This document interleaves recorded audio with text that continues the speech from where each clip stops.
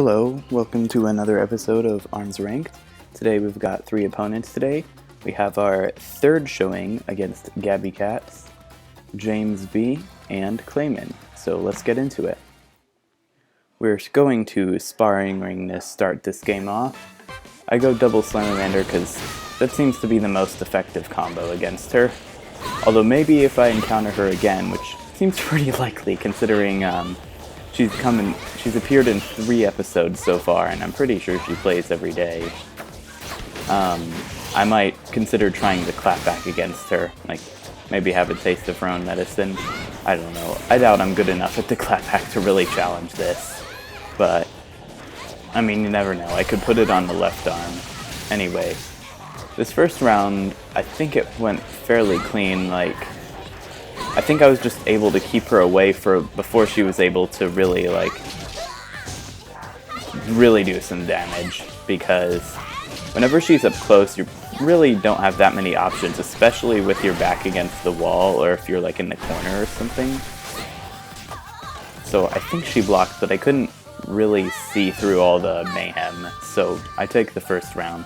The second round though, she switched to the cracker, and I instantly retreat to the corner. Terrible move.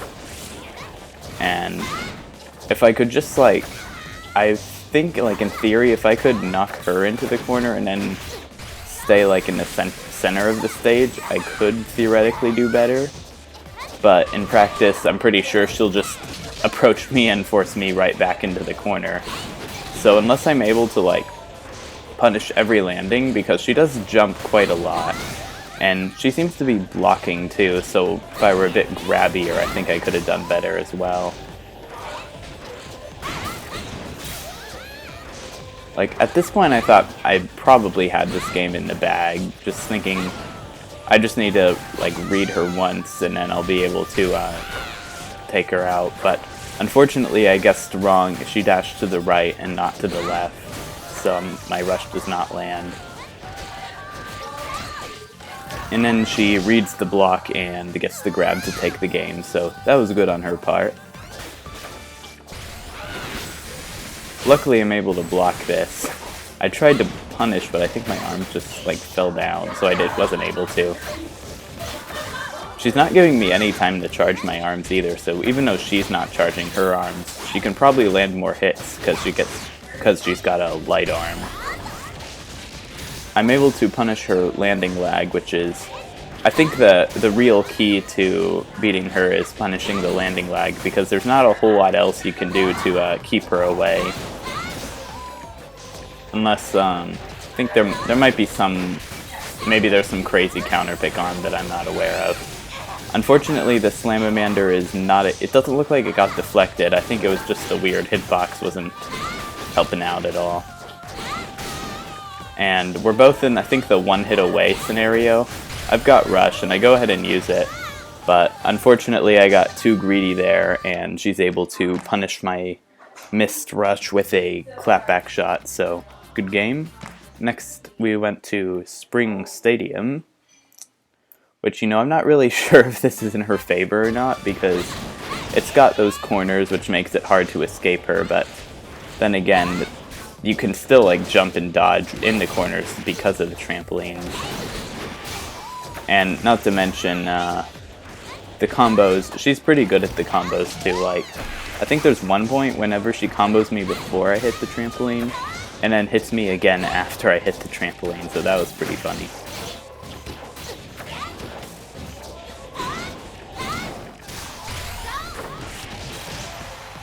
I'm able to land the big rush combo off the trampoline to finish the round off, which I thought was pretty satisfying. I really like doing that combo. It's a shame that this isn't usually a tournament legal stage, because that's kind of that's the combo I was talking about too, is she combos me before I hit the trampoline and then after I hit it. So I was pretty impressed by that. But it's a real shame this stage encourages trampoline camping at a high level, because man, that combo is really fun to do, and it's a lot harder to do on Mausoleum if you're not Ninjara, Kid Cobra, Master Mummy. I think those are the only characters whose grabs send the opponent, like, downward.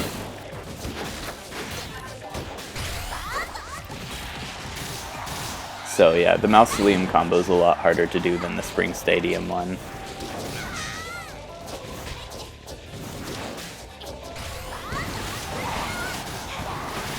Anyway, she's able to land the rush, but unfortunately for her, she misses the combo, but still just sort of grinds me away by winning out the trades.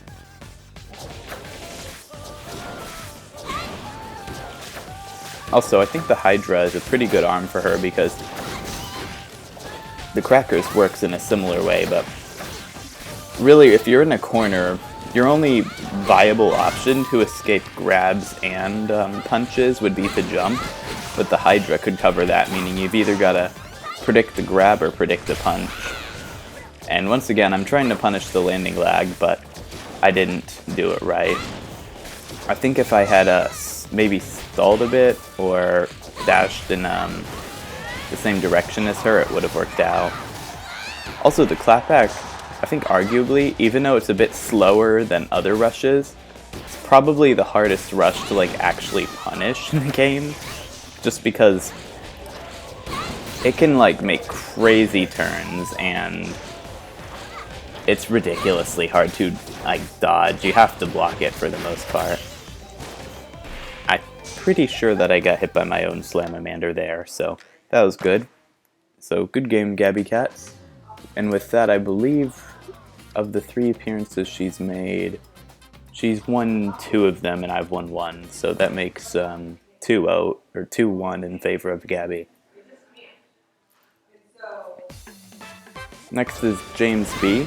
I had actually equipped the Roaster, and like just in case I wanted to use it on Gabby, and then forgot to take it off, but it ended up working out because he went Mechanica.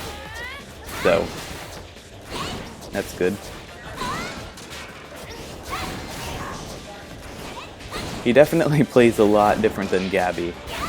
I think he was rank 19, but unfortunately after this game I saw his rank drop to 18.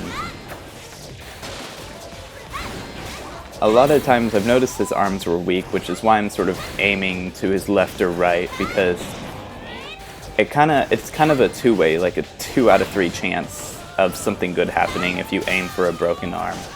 Because if, let's say their right arm is broken, which would be my left, if I punch to the left towards their right arm, if they idle or like dash forward and they don't punch with it, then I'll break their arm.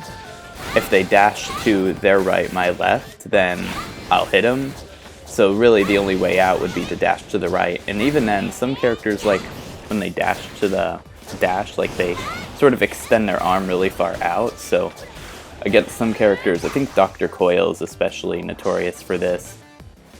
If you punch to their left and my right, and their left arm, my right arm is weak, you might still break it. I go ahead and grab the to punish the rush.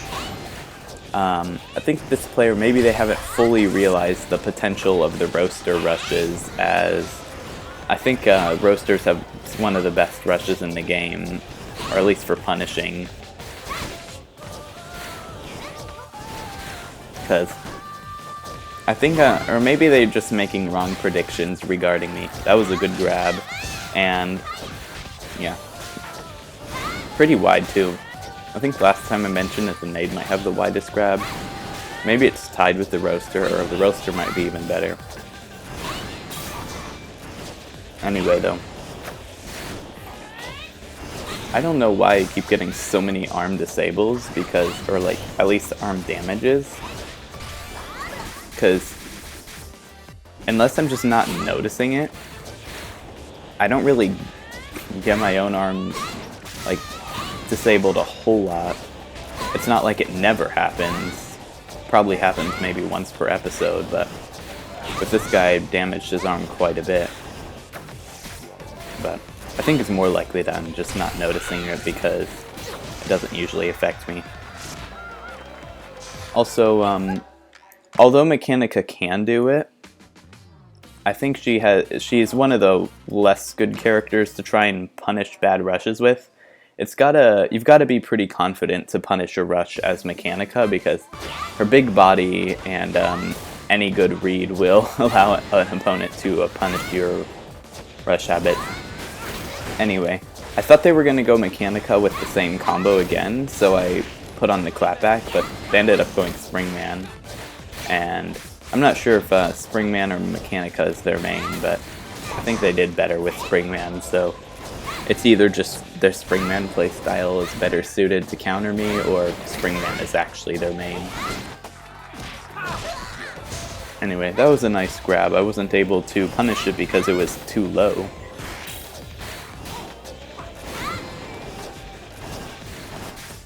I'm also, I think this is more prevalent in the first round than the later rounds, although like my memory is not the greatest, so I could be wrong. But I'm trying my best not to spam the clapback too much. What I was expecting was a rush based on the way he's using it in the first few games, but he doesn't even punch or anything. And the clapback probably saved me from 5 damage.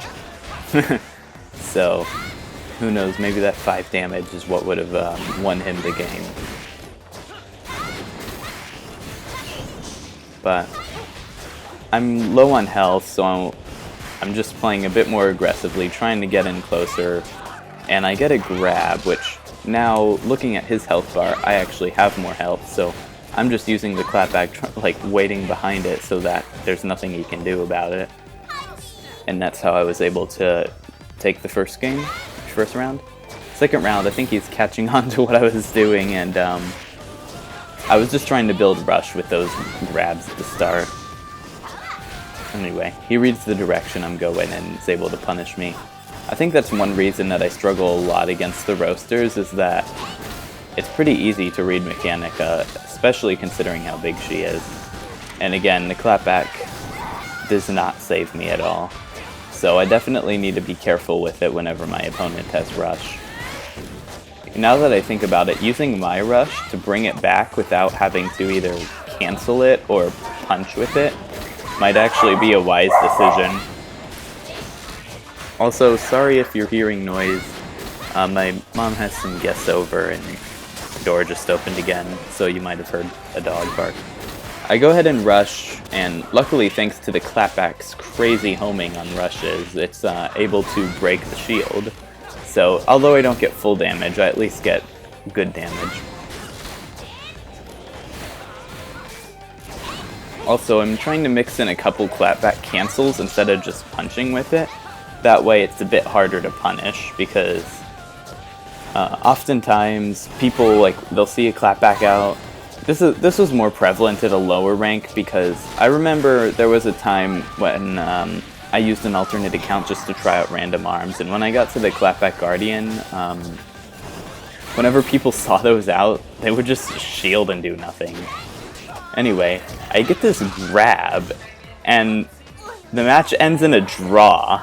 So we're going to round 3, and as you can see in the top left, no one got a point. And at the very start, we were just, well, James didn't want to mess around anymore, but I was just having fun canceling grabs over and over.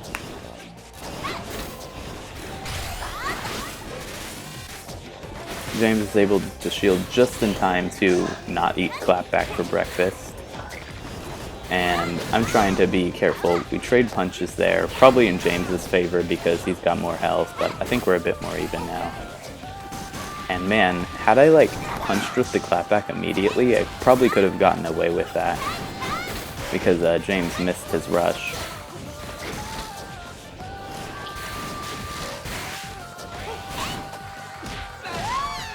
So James gets a grab. I think I didn't even see the well, but I think it went over my punches.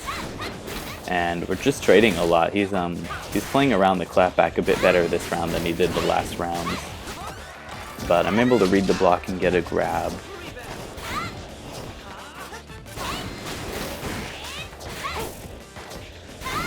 Looks like we both had the same idea there.